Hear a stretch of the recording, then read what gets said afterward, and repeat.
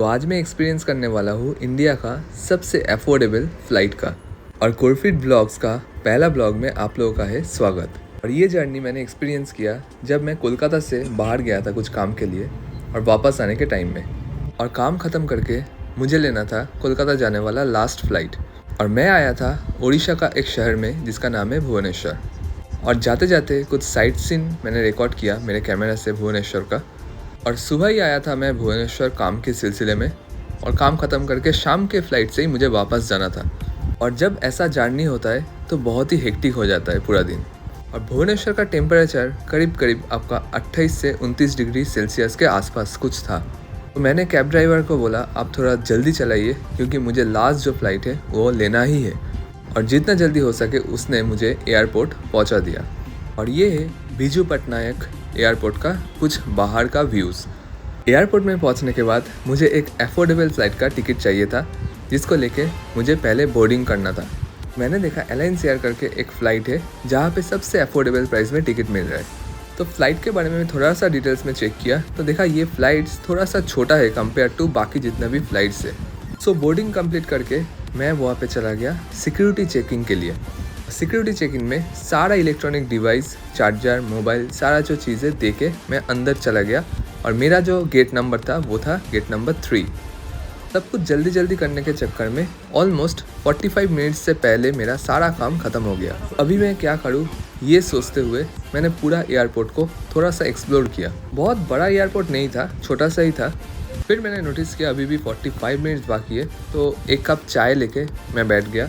और तुरंत वहाँ पे कॉल आ गया कि आप लोगों का फ़्लाइट थोड़ा जल्दी निकलने वाला है क्योंकि सारा जो पैसेंजर्स है उनका बोर्डिंग ऑलमोस्ट कंप्लीट। और एयरपोर्ट से एक छोटा सा एसी बस आपको लेके जाता है आपका फ़्लाइट जहाँ पे खड़ा है वहाँ तक। जैसे कि मैंने आप लोगों को बोला कि ऑलमोस्ट 72 सीट्स के आसपास ये फ़्लाइट में बैठने का जगह है। और जैसे कि सामने आप देख पा रहे हो ये था हमारा फ़्लाइट, एलायंस एयरलाइंस। फ़्लाइट में चढ़ने से पहले ये नज़ारा देख के दिल खुश हो गया। और इतना सामने से टेक ऑफ करते हुए कभी नहीं देखा। और अभी देखिए ये था जो फ़्लाइट्स के बारे में बात कर रहा था। चलिए अभी आप लोगों को अंदर लेके जाते और दिखाते कि फ़्लाइट्स के अंदर कैसा सिस्टम है। जब आप अफोर्डेबल चीज़ लेते हो तो आपको ये सब का सामना ज़रूर करना पड़ता है। और मेरा सीट नंबर था 13B जहाँ पे पहुँचने के लिए मुझे ऑलमोस्ट 7 to 8 मिनट्स के आसपास खड़ा रहना पड़ा। पूरा फ़्लाइट में आपको कंफर्टेबल सीट तो मिल जाएगा बट केबिन क्रू आपको ओनली 2 मिलेगा। फ़्लाइट में चढ़ने के टाइम में आपको सिर्फ एक पानी का बोतल दिया जाएगा, अगर ज़रूरत है तो फिर आप मांग सकते हो। पर खाने का जो इंतज़ाम है वो आपको देखने के लिए नहीं मिलेगा, पर खाना आप ज़रूर लेके जा सकते हो। बहुत देर के बाद जब फ़्लाइट स्टार्ट हुआ तो ये था कुछ नज़ारा। पर एक चीज़ बोल दूँ, फ़्लाइट में एसी सही से काम नहीं कर रहा था, इसके लिए फ़्लाइट में बहुत ही अनईज़ी मुझे फील हो रहा था। ऑलमोस्ट 1 घंटा 10 मिनट चढ़ने के बाद पहुंच गया कोलकाता एयरपोर्ट। और जो लोग कोलकाता रहते हैं उन लोगों को कोलकाता एयरपोर्ट के बारे में क्या ही बोलूँ। अभी एयरपोर्ट का ये हिस्सा से मुझे बस लेके जाना है एयरपोर्ट के अंदर तक। और ये सीन देख के आप लोगों को समझ में आ ही गया कि नेताजी सुभाष इंटरनेशनल एयरपोर्ट कितना बड़ा हो सकता है।